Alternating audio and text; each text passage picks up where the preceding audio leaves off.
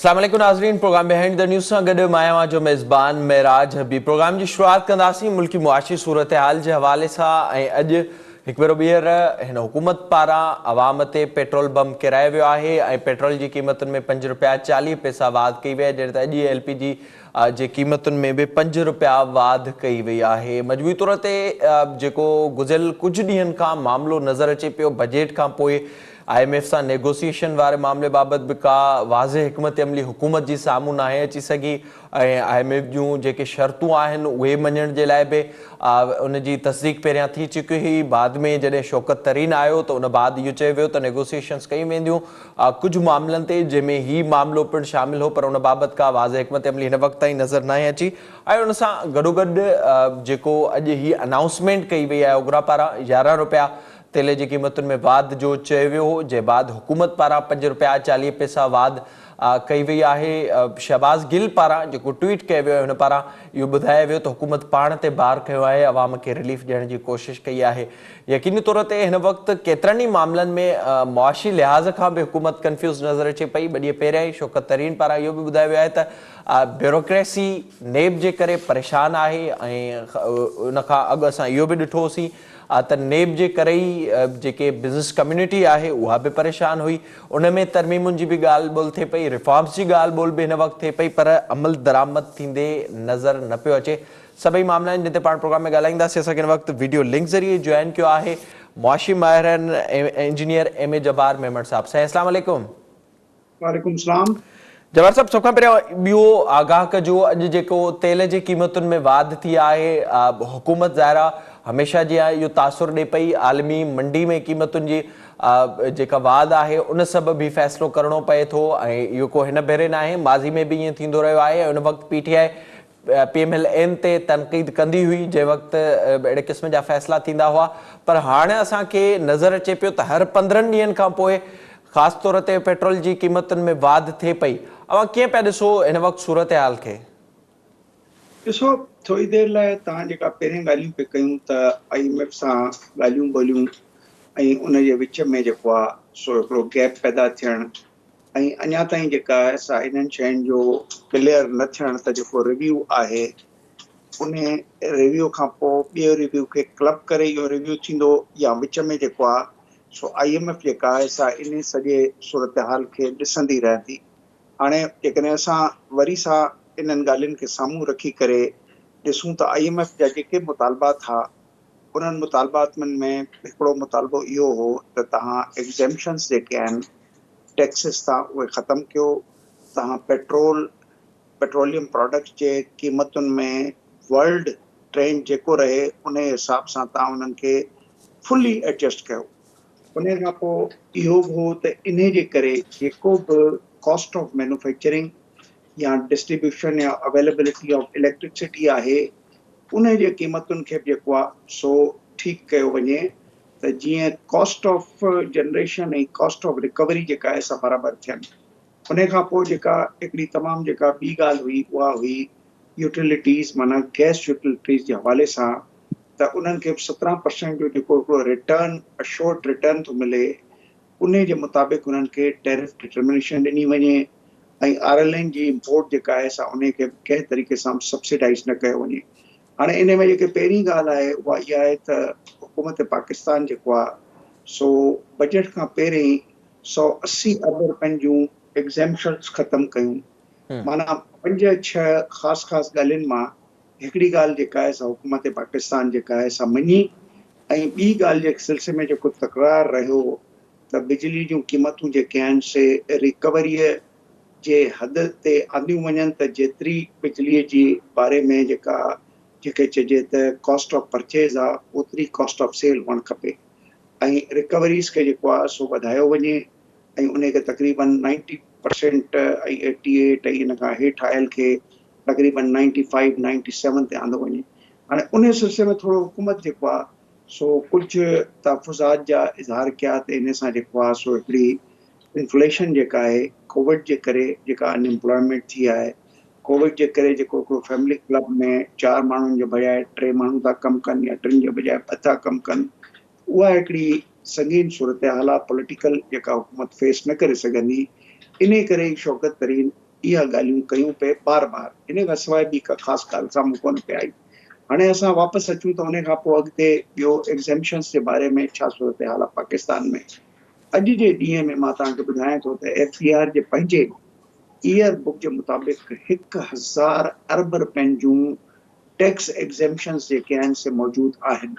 हम्म, माना टैक्स एग्ज़ेम्पशन्स जेके आहिनि से इन 1000 अरब रुपए जी में 200 अरब रुपयनि जूं ॿियूं बि एग्ज़ेम्पशन्स ख़तमु करण लाइ यानी IMF जो इसरार हो, पर उहो हुकूमत पाकिस्तान उन जा ज़रिया कुझु अहिड़े तरीक़े सां ॻाल्हियूं था कनि IMF सां, त असां छाकाणि त इन में जेको फूड जे हवाले सां जेको वॾी इम्पोर्ट आहे पाकिस्तान में, एडिबल ऑयल्स आहिनि पाकिस्तान में, त हाणे कणिक बचे वेठी पाकिस्तान में, त जेको आहे सो हाणे यानी मुख़्तलिफ़ क़िस्म जूं जेके आहिनि से यानी फूड इन्फ्लेशन जे हवाले सां प्रोडक्ट्स आहिनि, उन्हनि जो हिकिड़ो वॾो अंग इम्पोर्ट जो थी चुको आहे।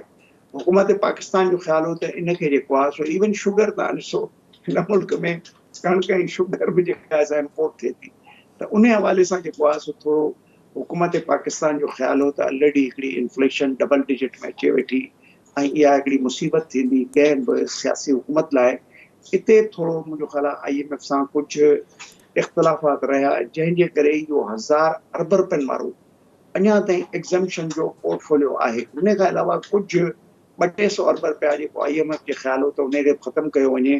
मां त बिल्कुलु इन हवाले सां हामी आहियां IMF जे इहो चवण मुताबिक़ त एग्ज़ेम्पशन ख़तमु कयो, छाकाणि त एग्ज़ेम्पशन्स कंहिंखे थियूं मिलनि, एग्ज़ेम्पशन उमरा खे थियूं मिलनि, अशराफिया खे थियूं मिलनि, वॾनि वॾनि तबिकनि खे थियूं मिलनि। हम्म, मूंखे इहो ॿुधायो त गाॾियुनि जे इम्पोर्ट्स में फेडरल एक्साइज़ ड्यूटी खे अधु करणु, 850 सीसी ऐं 1000 सीसी खे जेको आहे सो उन ते वेही मुरायतूं ॾियनि, जॾहिं त मोटर साइकिल ते ऐं साइकिल ते का मुरायत कोन्हे।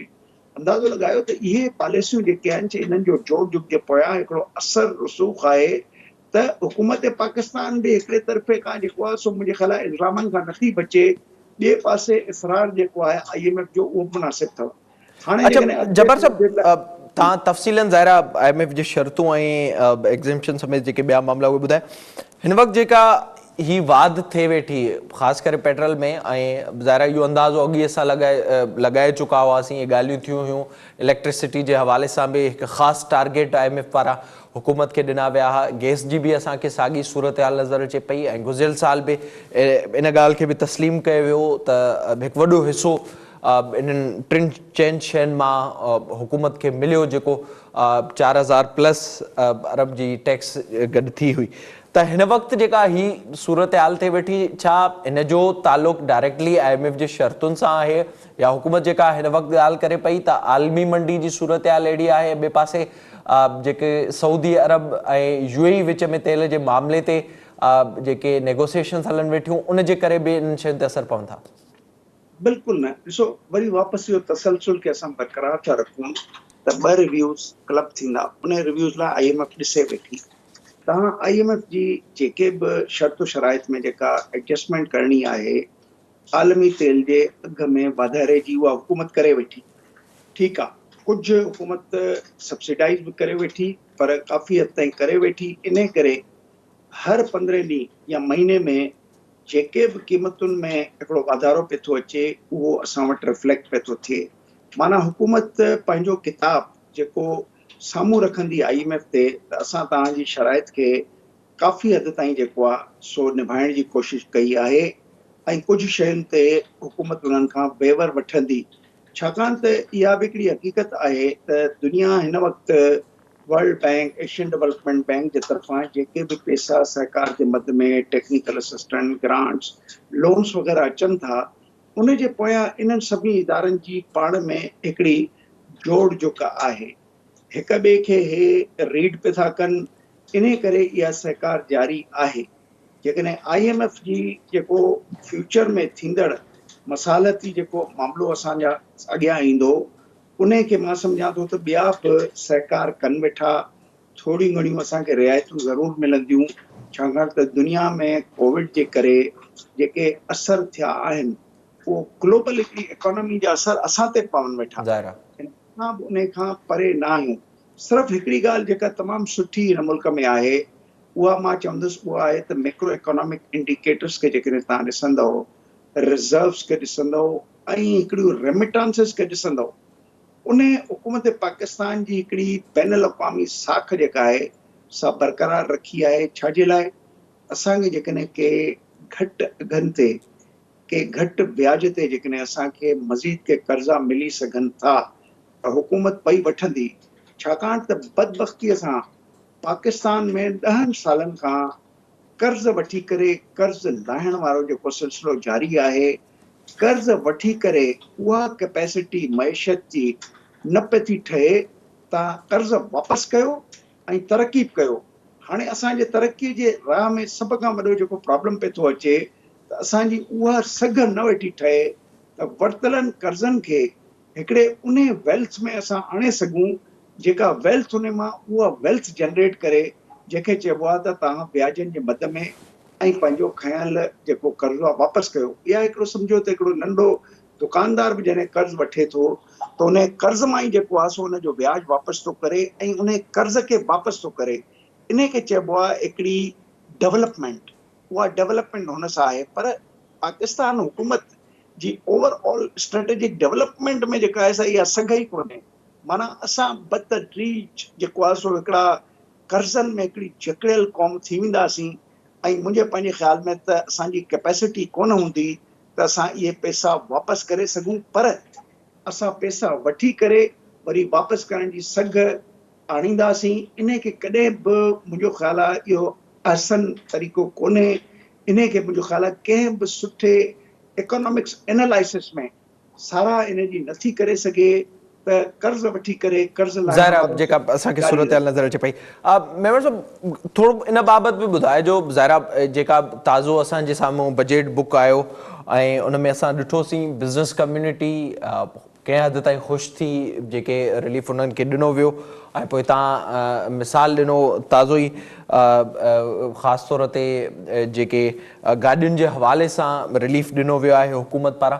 हिन वक़्तु जेका सूरत हाल आहे या जेको टारगेट रखियो वियो आहे ईंदड़ साल जे हवाले सां, ख़ासि करे टैक्स रिवेन्यू जो, ऐं ॿिए पासे हुकूमत ॻाल्हि करे पई त कारोबारी तबिके पे असां पंहिंजे मुल्क अंदरि ईज़ ऑफ डूइंग बिज़नेस जे लाइ हिकु माहौल पैदा कयूं पिया, उन जे लाइ कोशिशूं वेठियूं हलनि।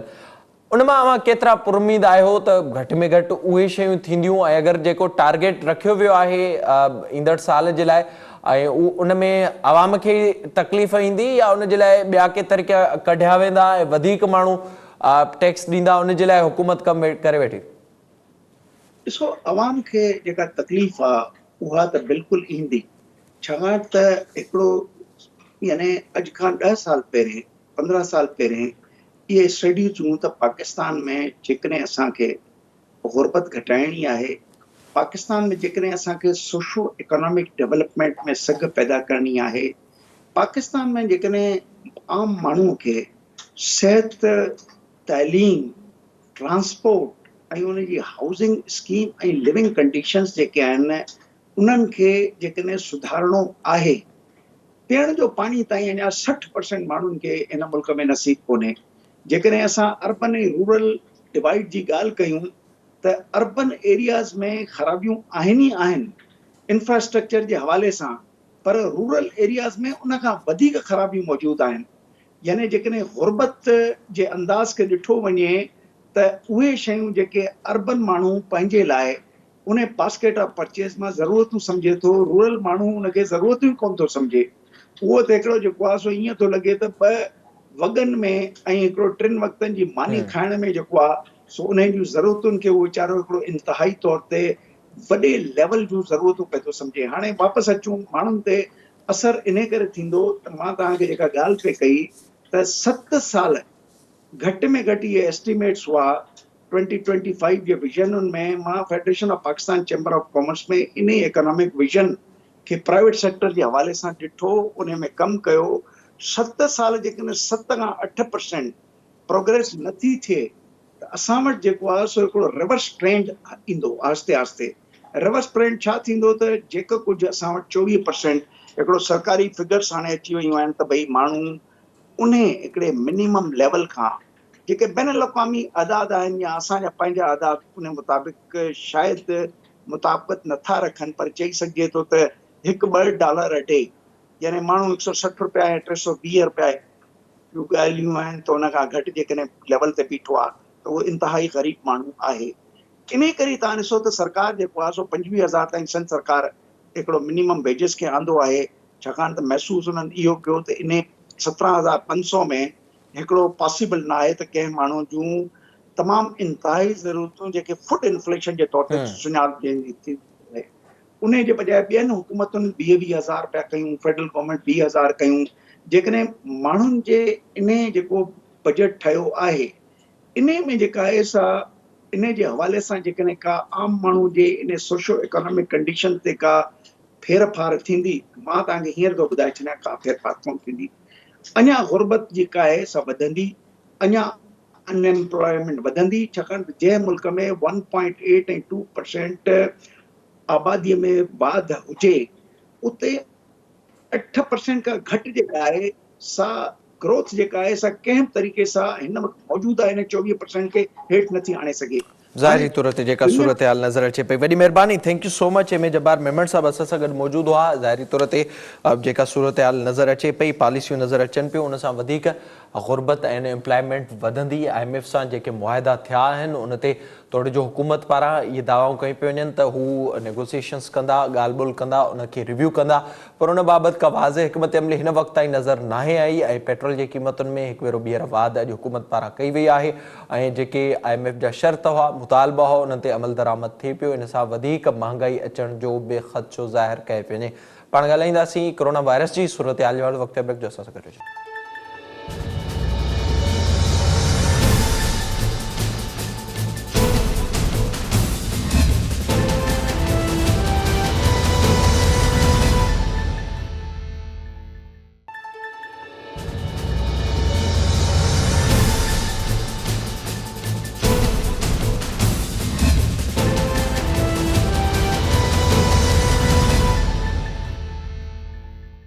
प्रोग्राम में हिकु भेरो ॿीहर भलीकार। प्रोग्राम जे हिस्से में पाण ज़िक्र कंदासीं मुल्क में कोरोना वायरस जी ताज़ी सूरत हाल जे हवाले सां, जिते मुल्क अंदरि डेल्टा जेको इंडियन वेरिएंट आहे कोरोना वायरस जो, उन जी मौजूदगी जी निशानदेही थी इस्लामाबाद खां पोइ कराची अंदरि। ऐं पॉज़िटिविटी रेशो तेज़ी सां वधे पियो सॼे मुल्क अंदरि 5.2% पॉज़िटिविटी रेशो, जॾहिं त सिर्फ़ु कराची अंदरि 19% असांखे पॉज़िटिविटी रेशो नज़र आयो आहे। सिंध हुकूमत पारां वधीक पाबंदियुनि जो ऐलान कयो वियो आहे, जॾहिं त उन सां गॾोगॾु वफ़ाक़ी हुकूमत बि इन ते सोचे थी त ईद जे लाइ पाबंदियूं मड़ियूं वञनि ऐं उन्हनि ते गौर वीचार हिन वक़्तु कयो पियो वञे। सॼे मामले ते पाण प्रोग्राम में ॻाल्हाईंदासीं। असांखे हिन वक़्तु फ़ोन लाइन ते जॉइन कयो आहे सेक्रेटरी जनरल आहिनि पाकिस्तान मेडिकल एसोसिएशन जा कैसर सज्जाद साहब। सर अस्सलाम वालेकुम। वालेकुम अस्सलाम। कैसर साहब, बहुत शुक्रिया आपका प्रोग्राम में वक्त देने के लिए। बताइएगा इस वक्त मुल्क में कोरोना वायरस की सूरत हाल कैसे देख रहे हैं आप? देखिए, इस वक्त बहुत तशवीशनाक सूरत हाल है और ख़ासकर कराची की मैं समझता हूँ कि बहुत ज़रूरी है कि कराची में जो नंबर ऑफ केसेस इस वक्त जो बढ़ रहे हैं ना, इसको बड़ा सख्ती से इसको जो है वो करना है, आपको मॉनिटर करना है और इस पर काबू पाने की कोशिश करना है। क्योंकि अभी बकरीद भी आ रही है करीब और लोग मवेशी मंडी में भी जाते हैं और वहाँ पर भी कहीं पर भी जो है हमारे SOPs को फॉलो नहीं किया जा रहा है। और मैं इस तरह से देख रहा हूँ कि अभी कुछ दिन के बाद जब छुट्टियाँ होंगी तो बहुत सारे लोग कराची से दूसरे शहरों में जाएंगे अपने अपने ईद करने के लिए, अपने अपने घरों में। तो डर इस बात का है कि ये इस वक्त 19% पॉजिटिविटी रेट जो है वो कराची की है, ये बढ़ के ज़्यादा ना हो जाए और यहाँ से लोग लेके दूसरे शहरों में जाके वहाँ केसेस ना बढ़ जाएं। इसलिए मैं समझता हूँ कि बहुत सख्ती से हुकूमत को मॉनिटर करना पड़ेगा और ये देखना पड़ेगा कि तमाम चीज़ें जो खोल दी हैं कहीं पर भी SOPs को फॉलो नहीं किया जा रहा है, ना ही सिनेमा हॉल में, ना होटल्स में, रेस्टोरेंट में, ना शादी हॉल में, ना मार्केट में, नॉट ए सिंगल प्लेस आपको कोरोना के SOPs को फॉलो किया जा रहा है। तो मैं समझता हूँ कि हुकूमत को चाहिए कि सख्ती से SOPs पे अमल दरामद कराएं ताकि ईद का मौका है, लोग अपना काम भी करते रहें और कारोबार भी चलता रहे और बीमारी की जो शरह है वो भी कम हो जाए। लेकिन अगर ऐसा नहीं हुआ तो आपने देखा कि इंडिया में ये जो डेल्टा वायरस है जो कि अभी कराची में 66 लोगों में रिकॉर्ड हुआ है और जो रिकॉर्ड नहीं हुआ है वो पता नहीं कितने ज्यादा होंगे। तो मैं समझता हूँ कि सबको मालूम है कि जो इंडियन वेरिएंट है और जो डेल्टा वायरस है, ये वाला वेरिएंट डेल्टा वेरिएंट, ये इंडिया में बहुत कयामत मचा चुका है, बहुत तबाही मचा चुका है, सबने देखा है। अच्छा डॉक्टर साहब, थोड़ा सा इस हवाले से बताइएगा कि ये जो इंडियन वेरिएंट है ये कितना मुख्तलिफ है दूसरे वेरिएंट से। ज़ाहिर है कि हमने देखा था यूके वेरिएंट भी कुछ अर्सा पहले पाकिस्तान में आया था, उसने भी नुकसान पहुंचाया था। ये कितना खतरनाक है, और इसके साथ ये भी आगाह कीजिएगा कि क्या इस पर वैक्सीन का उस तरह से असर होता है जैसे हमने देखा जो बातचीत हो रही है कि वैक्सीन भी इस पर ज्यादा मौसर नहीं हो रही इस वेरिएंट पर। जी हाँ, बिल्कुल आप सही कह रहे हैं कि वैक्सीन जो है वो कुछ वेरिएंट पे इतना ज्यादा नहीं है, खासकर इंडियन वेरिएंट्स पे, लेकिन ओवरऑल बहुत अच्छा उसका इफेक्ट है। जिन लोगों ने वैक्सीन लगाया हुआ है उनको अगर कोरोना हुआ है तो वो शिद्दत नहीं है, लेकिन मैं समझता हूं कि ये चूंकि बहुत ही खतरनाक वेरिएंट है और इसके अंदर जो पहली, दूसरी और तीसरी वेव से ये मुख्तलिफ इसलिए है कि एक तो ये बहुत तेजी से एक से दूसरे में फैल जाता है, बहुत तेजी से।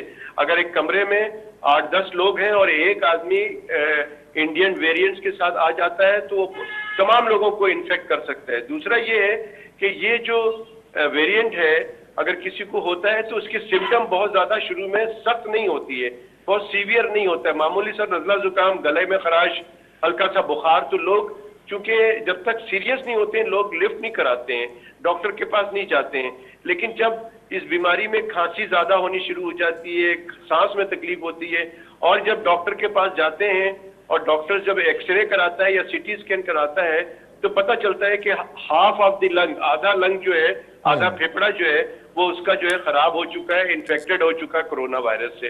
तो इसलिए हम कहते हैं कि ये बहुत सीरियस मामला है। जब तक पता चलता है तो बहुत देर हो चुकी होती है, तो लिहाजा इसका सिर्फ और सिर्फ एहतियाती है कि आप एहतियात करें, एसओपीज पे सख्ती से अमल करें और वैक्सीन जल्द से जल्द लगाएं तमाम लोगों से। इस पर बताइएगा, ज़ाहिर आप मुसलसल सूरत हाल को देख रहे हैं कोरोना वायरस के हवाले से, हुकूमती कारकर्दगी को किस तरह से आप देख रहे हैं? एक तो ये कि मैं समझता हूँ कि हुकूमत के पास इनका बायोडाटा होगा, उनको फोन किया जाए, उनसे कांटेक्ट किया जाए और उनसे कहा जाए कि फौरी तौर पे वैक्सीन लगा लें, अपनी सेकंड डोज लगा लें। दूसरी बात है कि मैं समझता हूँ कि हुकूमत को वैक्सीनेशन के अमल को और तेज थोड़ा करना पड़ेगा, क्योंकि मैं ये बार बार कहता हूँ कि कम से कम रोजाना 5 से 6 लाख अफराद को वैक्सीनेट करना पाकिस्तान में जरूरी है। जब तक इस तरह नहीं होगा तो हम बहुत जल्द कोरोना को खात्मे की तरफ नहीं जा सकेंगे। जितनी जल्दी लोग लगा लेंगे उतनी जल्दी हम कोरोना के वायरस से बच सकेंगे। और दूसरी बात ये है कि ये बात दुरुस्त है कि लोग अभी तक जो है वो मिथ में हैं, लोग जो नेगेटिव प्रोपेगेंडा है उसको फॉलो कर रहे हैं, और अब कुछ ज्यादा लोग हो गए हैं कि जी वैक्सीन लगाने की जरूरत नहीं है क्योंकि जिनको वैक्सीन लगा है उनको भी तो कोरोना हो रहा है। हालांकि जिन लोगों को वैक्सीन लगा है उनको कोरोना अगर हो भी रहा है तो उसमें इतनी शिद्दत नहीं है और इतनी ज्यादा उसमें तादाद नहीं है। इस वक्त जो हमें सिंध गवर्नमेंट ने बताया है कि तकरीबन 150 के करीब लोग जो हॉस्पिटल डायग्नोज हुए हैं कोरोना से, उनमें से 15 लोग ऐसे हैं जो कि वैक्सीनेटेड है, ज्यादातर लोग ऐसे हैं जो कि वैक्सीनेटेड नहीं है। तो वो उनमें से ज्यादातर लोग हॉस्पिटलाइज हुए हैं, कुछ वेंटिलेटर पे हैं, कुछ एचडीयू पे हैं, कुछ ऑक्सीजन में हैं। तो जिन लोगों ने वैक्सीन नहीं लगाया है वो सीरियस हो रहे हैं, जिन लोगों ने वैक्सीन लगाया हुआ है उनमें से बहुत कम लोग हैं जो कि सीरियस हुए हैं, 1 आध लोग। अदरवाइज ज्यादातर लोग जो है उनको मामूली सी सिम्टम्स है और उनको घर भेज दिया जाता है। बहुत शुक्रिया आपका डॉक्टर कैसर सज्जाद साहब प्रोग्राम में वक्त देने के लिए। ज़ाहिरी तौर ते कोरोना वायरस तेज़ी सां फैलिजे पियो ऐं इंडियन वेरिएंट पाकिस्तान में उनजी मौजूदगी जी निशानदी इस्लामाबाद खां थी, उन बाद कराची में भी तस्दीक थी है। 66 केस इन वक्त ताईं साम्हूं अची चुका है। ही वेरिएंट पॉइंट वेरिएंट खां ख़तरनाक ॿुधाए पियो वञे। हुकूमतुनि पारां बार बार इन ॻाल्हि जी तलक़ीन कई पई वञे त जेतिरो थी सघे एहतियात कयो ऐं उन सां गॾोगॾु वैक्सीन जे हवाले सां जेके हिन वक़्त ताईं हथ ठोकियूं ॻाल्हियूं कयूं पियूं वञनि ऐं वैक्सीन लॻाइण खां पोइ जिन माण्हुनि खे अगरि कोरोना वायरस थिए बि थो त उहो उन्हनि ते एतिरो असरअंदाज़ नथो थिए, उहो एतिरो उन्हनि खे नुक़सानु नथो ॾिए। वैसे त उन्हनि माण्हुनि जे जेके वैक्सीन नथा हणाइनि उन्हनि खे वायरस थिए थो, उन खां बाद उन्हनि खे जेतिरो नुक़सानु पहुचाए थो। ईद अचण वारी आहे, हुकूमतुनि पारां पाबंदियूं मड़ी वियूं आहिनि। सिंध में अॻु में ई सिंध हुकूमत पारां इहो फ़ैसिलो कयो वियो हो, पाबंदियूं हयूं वियूं हुयूं, जॾहिं त हिन वक़्तु वफ़ाक़ी हुकूमत बि इन बाबति सोचे पई ऐं कुझु ॾींहंनि में इन ते वधीक लाइअमल बि साम्हूं अची सघे थो। ज़रूरत हिन ॻाल्हि जी आहे त एहतियात कयो वञे ऐं एहतियात सां ई पंहिंजनि ऐं पंहिंजनि प्यारनि जी ज़िंदगी बचाए सघिजे थी। इन खां अलावा पाण प्रोग्राम में ज़िक्र कंदासीं कश्मीर जी चूंडुनि जे हवाले सां। वक़्तु ब्रेक जो असां सां गॾु हुजो।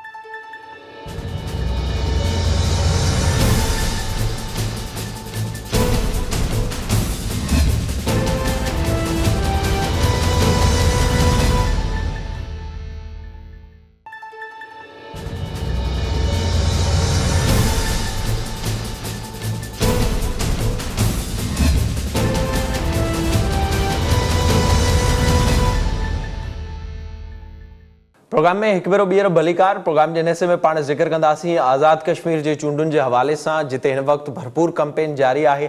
शुरूआत पीपी चेयरमैन बिलावल भुट्टो ज़रदारी पारां कई वई, जंहिं बाद मरियम नवाज़ बि उते पहुतल आहे। रोज़ जलसनि खे ख़िताब कयो पियो वञे ऐं पाकिस्तान पीपल्स पार्टी जी बि सीनियर क़यादत आज़ाद कश्मीर में मौजूदु आहे, जेका बि कैंपेन हलाई पई। पीटीआई तरफ़ां पीटीआई जा वफ़ाक़ी वज़ीर उते मौजूदु आहिनि ऐं कुझु ॾींहंनि में वज़ीर आज़म इमरान ख़ान बि दौरो कंदो ऐं उहो बि उतां जी कैंपेन हलाईंदो। मजमूई तौर ते जेके गुज़िरियल चूंडूं थियूं उन में मुस्लिम लीग नवाज़ कामयाब थी हुई ऐं हर भेरे इहो ई ॾिठो वेंदो आहे तक़रीबन आज़ाद कश्मीर में जिन जी वफ़ाक़ में हुकूमत हूंदी आहे उहे ई आज़ाद कश्मीर में कामयाब थींदा आहिनि। उन खां अॻु पाकिस्तान पीपल्स पार्टी कामयाब थी हुई। आज़ाद कश्मीर जो जेको कंट्रोल आहे उहो मुकमल तौर ते वफ़ाक़ी हुकूमत वटि हुजे थो ऐं आज़ाद कश्मीर जो आइनी सरबराह उतां जो सदर हुजे थो, आज़ाद कश्मीर जो इंतिज़ामी सरबराह उतां जो वज़ीर आज़म हुजे थो ऐं मरकज़ी अदालत सुप्रीम कोर्ट आहे, मरकज़ी ऐवान कश्मीर जी पार्लियामेंट आहे। आज़ाद कश्मीर जी राजधानी मुज़फ़राबाद आहे, जॾहिं त आज़ाद कश्मीर में 3 डिवीज़नूं आहिनि जिन में 10 ज़िला ऐं 32 तहसीलूं आहिनि। आज़ाद कश्मीर असेंबली मेंबरनि जो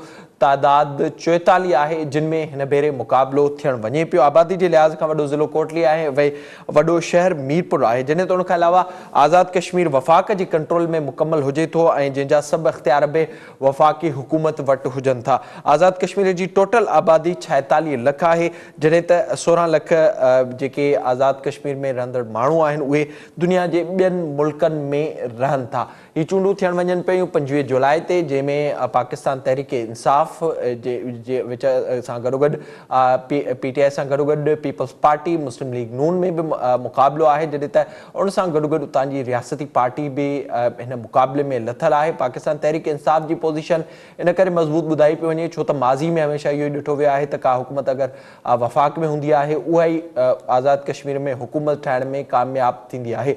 इन सॼे मामले ते पाण प्रोग्राम में ॻाल्हाईंदासीं। आज़ाद कश्मीर जी इलेक्शन कैंपेन जे हवाले सां पाण प्रोग्राम में ॻाल्हाईंदासीं। हिन वक़्तु असांखे फ़ोन लाइन ते जॉइन कयो आहे सीनियर सहाफ़ी आहिनि, एंकर पर्सन आहिनि, आज़ाद कश्मीर में मौजूद आहिनि, मोहम्मद ज़फ़ीर साहब। सर अस्सलाम वालेकुम। ज़फ़ीर बहुत शुक्रिया आपका प्रोग्राम में वक्त देने के लिए। बताइएगा इस वक्त आप वहां पर मौजूद हैं और मुसलसल नजर रखे हुए हैं वहां के इलेक्शन कैंपेन पर, क्या सेंटिमेंट्स आप देख रहे हैं और किस वक्त ये इलेक्शन जा रहे हैं? बहुत शुक्रिया आपका और आपकी टीम का। कश्मीर इलेक्शंस इस वक्त चूंकि मरियम नवाज इस वक्त डिस्ट्रिक्ट सुदनौती में मौजूद हैं, अभी थोड़ी देर पहले उन्होंने बलोच के मकाम पे जलसे से खिताब किया था, अभी बिल्कुल उन्होंने बुलंदरी के मकाम पे जलसे से खिताब किया। तो इससे पहले पाकिस्तान पीपल्स पार्टी के चेयरमैन बिलावल भुट्टो आज़ाद कश्मीर का दौरा कर चुके हैं, उन्होंने भी बड़े अच्छे जलसे किए थे और वफाकी वज़रा यहाँ पे मौजूद हैं, वो भी जलसे कर रहे हैं। तो पाकिस्तान तहरीक इंसाफ, मुस्लिम लीग नून और पाकिस्तान पीपल्स पार्टी तीनों जमातों के जो कैंडिडेट हैं उनके दरमियान बड़ा कांटे का मुकाबला है और टफ कंपटीशन है। और बजाय तो ज़ाहिर 25 जुलाई को ही पता चलेगा कि कौन हुकूमत बना रहा है, कौन पोजीशन, लेकिन यहाँ का जो सेंटिमेंट की आप बात कर रहे थे, थोड़ा सा वफाक की तरफ हमेशा से झुकाव होता है। कश्मीर के ये 11वें इलेक्शंस हैं और प्रीवियस इलेक्शन में यही होता होगा कि जो जमात वफाक में होती है, इस्लामाबाद में होती है, वही यहाँ पे हुकूमत बनाती है। जीपी इलेक्शन में भी यही होता है। तो ज्यादा चांसेस यही है कि पीटीआई हुकूमत बनाएगी, लेकिन कंपटीशन बहुत टफ है। आज के जो दोनों जलसे थे मरियम नवाज के बहुत ही पावरफुल थे, हाउसफुल थे, चार्ज क्राउड था। इससे पहले बिलावल ने जो खिताब किया उनके जज्बे भी बहुत तगड़े जज्बे थे। तो आपको पता है कश्मीर के जो इलेक्शंस हैं, हम यहाँ मौजूद हैं, यहाँ इलेक्शंस को एक फेस्टिवल के तौर पे देखा जाता है, लोग इसको एंजॉय करते हैं और बड़ा जबरदस्त कैंपेन भी यहाँ चल रही है अपने अपने कैंडिडेट्स के लिए। तो माहौल बड़ा जबरदस्त है और सियासी गहमा गहमी बिल्कुल उरूज पे है और तमाम पॉलिटिकल पार्टीज जो है वो एड़ी चोटी का जोर लगा रही हैं अपने अपने कैंडिडेट्स को कामयाब बनाने के लिए। अच्छा, थोड़ा सा ये भी आगाह कीजिएगा, ज़ाहिर जो आज़ाद कश्मीर के पार्लियामेंट में लोग आने हैं, उस हवाले से ये भी खबरें सामने आ रही हैं कि कुछ पार्टियों की तरफ से उनके इतने उम्मीदवार ही नहीं हैं जितनी सीटें वहां पर मौजूद हैं। इस हवाले से आपके पास क्या अपडेट्स हैं? तकरीबन 50 के करीब जो ये आज़ाद कश्मीर पार्लियामेंट की सीटें हैं, इसके लिए क्या मुकम्मल तौर पर पीपल्स पार्टी PMLN और PTI के उम्मीदवार वहां पर हलकों में खड़े हुए हैं या फिर कहीं पर कोई पार्टी पीछे नजर आ रही है? नहीं, ऐसा नहीं है। चार बड़ी सियासी जमातें हैं इस वक्त कश्मीर में जो इलेक्शंस में हिस्सा ले रही हैं। वैसे तो बहुत सारी जमातें हैं, लेकिन ऐसा नहीं है कि किसी के कैंडिडेट नहीं है। पाकिस्तान पीपल्स पार्टी के पास भी कैंडिडेट है, 54 टोटल सीट्स हैं और जिन सीटों पर इलेक्शन होगा वो 44 है और 44 में से 33 वो है जो कश्मीर में है और 11 वो नशिस्तें जो महाजरीन की नशिस्तें कहलाती हैं और वो हम महाजरीन की जो नशिस्तें हैं 11 वो एक सिंध में है और एक KP में और बाकी जो 9 सीटें हैं वो पंजाब में हैं। तो इन तमाम सीटों पे पाकिस्तान पीपल्स पार्टी के भी, PTI के भी और मुस्लिम लीग नून के भी उम्मीदवार मौजूद हैं और ये भरपूर तरीके से इलेक्शन यहाँ तो चूंकि टिकट के लिए तो एक पार्टी के 10-10 उम्मीदवार थे एक सीट के लिए, तो ऐसा नहीं है। तमाम पार्टियां जो है वो भरपूर तरीके से इन्वॉल्व हैं और वो इलेक्शन कैंपेन चला रही है। हाँ, हुकूमत बनाने की जो पोजीशन है वो PTI के पास है, लेकिन एक जो माहौल बनता था फेडरल हुकूमत का, जिस तरह 2016 में मुस्लिम लीग नून ने क्लीन स्वीप किया था कश्मीर में, 2011 में पाकिस्तान पीपल्स पार्टी की चूंकि वफाक हुकूमत थी तो कश्मीर में उन्होंने भी क्लीन स्वीप किया था, वाज़ेह अक्सरियत ली थी। यहाँ इस वक्त हमें ये लग रहा है कि शायद आज़ाद कश्मीर से जो अब 25 जुलाई को इलेक्शन होने जा रहे हैं उसमें पाकिस्तान तहरीक इंसाफ वाज़ेह अक्सरियत तो नहीं ले पाएगी, लेकिन सादा अक्सरियत जरूर उनके पास होगी। जिस तरह आप पाकिस्तान में देख रहे हैं कि वहाँ पे इनके पास बस नंबर्स पूरे हैं और उसमें भी उनके जो इत्तेहादी हैं वो उनके साथ शामिल हैं। अगर इत्तेहादी पीछे हट जाते हैं तो उनकी हुकूमत जा सकती है। तो कश्मीर में भी इनके पास अगर हम 54 में से इनके पास 27-28 के लगभग इनके पास सीट्स होंगी। बाकी जो सीट्स हैं वो मुस्लिम लीग नून और पाकिस्तान पीपल्स पार्टी और यहाँ की जो रियासती जमात है मुस्लिम कॉन्फ्रेंस उनके पास होंगी। अच्छा, तो इस पे थोड़ा सा बताइएगा, जो इस वक्त वहाँ का माहौल आप बता रहे हैं, मेजॉरिटी के हवाले से भी आपने बताया, ज़ाहिर हमने एक तो सिलसिला रिसेंट इलेक्शन में देखा ज़िमनी इंतखाबात के हवाले से, तो अगर वहाँ पर मेजॉरिटी नहीं मिलती पाकिस्तान तहरीक इंसाफ को, तो क्या पीपल्स पार्टी PMLN या फिर जो आप वहाँ की रियासती जमात बता रहे हैं उनमें से किसकी तरफ PTI हाथ बढ़ाएगी इत्तेहादी बनने के लिए? इसके लिए क्या खबरें वहाँ पर गर्म है? देखिए, इसमें तो बिल्कुल वाज़ेह है, मुस्लिम कॉन्फ्रेंस जो है जो यहाँ की रियासती जमात है उसके साथ ये जाएंगे इत्तेहाद की सूरत में अगर इनके पास सीट्स कम होंगी। लेकिन मेरा नहीं ख्याल कि इनके पास सीट्स कम होंगी, सीट्स इनके पास पूरी होंगी। बस वो एक सादा सीट जिसको हम कहते हैं, यानी 54 में से इनके पास 28-29 सीट्स आ जाएंगी। इससे ज्यादा मेरा नहीं ख्याल के ले पाएंगे। 27-28 के लगभग इनके पास सीट्स होंगी, तो उससे ये हुकूमत बना सकते हैं। 1-2-3 जो कैंडिडेट्स होंगे इनके मुस्लिम कॉन्फ्रेंस के, उनको वो साथ मिला लेंगे। वो चूंकि पिछले इलेक्शन में भी इनके इत्तेहादी थे, तो इनको ऐसा मुस्लिम लीग नून या पाकिस्तान पीपल्स पार्टी की तरफ नहीं जाना पड़ेगा। ये दोनों जमातें अपोजिशन में होंगी और हुकूमत जो है वो पाकिस्तान तहरीक इंसाफ बनाएगी। बहुत शुक्रिया आपका मोहम्मद ज़फ़ीर, हमारे साथ आपने साथ दिया। कश्मीर में असां खां गॾु मोहम्मद ज़फ़ीर मौजूद हो ऐं जेके उते चूंडूं थियण वञनि पियूं, हमेशह खां ईअं थींदो आयो आहे। गुज़िरियल जेका हुकूमत हुई वफ़ाक़ में, उहा मुस्लिम लीग नून जी हुई ऐं मुस्लिम लीग नून आज़ाद कश्मीर ऐं गिलगित बल्तिस्तान में कामयाब थी। उन खां अॻु पाकिस्तान पीपल्स पार्टी कामयाब थी हुई ऐं हिन भेरे बि इन अंदाज़े इहो अंदाज़ो लॻाए पियो वञे, इम्कान ज़ाहिर कयो पियो वञे त PTI कामयाब थींदी, छो त वफ़ाक़ में हुकूमत पाकिस्तान तहरीक इंसाफ जी आहे। पर मेजॉरिटी जी जेसि ताईं ॻाल्हि आहे, अगरि मेजॉरिटी नथी मिले PTI खे, त उन खां पोइ उतां जी जमात मुस्लिम कॉन्फ्रेंस सां बि इतिहाद थी सघे थो। अगरि पोइ बि मामिलो नथो थिए त पोइ ॾिसणो पवंदो त नून लीग या पाकिस्तान पीपल्स पार्टी मां कंहिंसां इतिहाद कंदी PTI आज़ाद कश्मीर जी चूंडुनि में। 25 जुलाई ते ही चूंडूं थियणियूं आहिनि, उन जे लाइ उम्मीदवार मैदान ते लथल आहिनि ऐं सभिनी पार्टियुनि पारां भरपूर नमूने सां कैंपेन हलाई पई वञे। ॾिसणो इहो त 25 जुलाई ते केरु कामयाबु थिए थो। इन सां ई प्रोग्राम जो वक़्तु पंहिंजी पुॼाणी ते पहुतो। पंहिंजे मेज़बान मेराज हबीब खे ॾींदा इजाज़त। तला भाई।